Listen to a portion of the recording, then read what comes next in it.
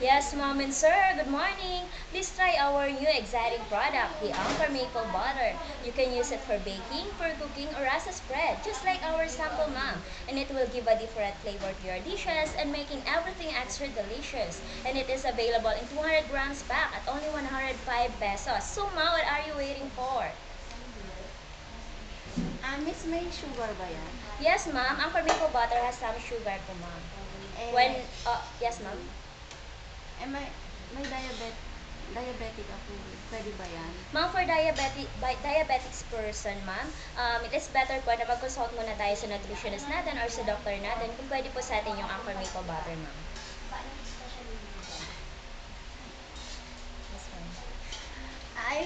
Ilan yung ano niya, yung content ng sugar niya? Ma'am, in 1 teaspoon po ng Anchor Maple Butter, one-third po, one-third po, ma'am, is the sugar or content ng sugar niya is one-third. So, ma'am, bili po kayo, ma'am. Ayan. At only 105 pesos po ba? May enjoy nyo na po yung maple flavor po, ma'am, ng Anchor Maple Butter. Ito po, ma'am, mga avail nyo po.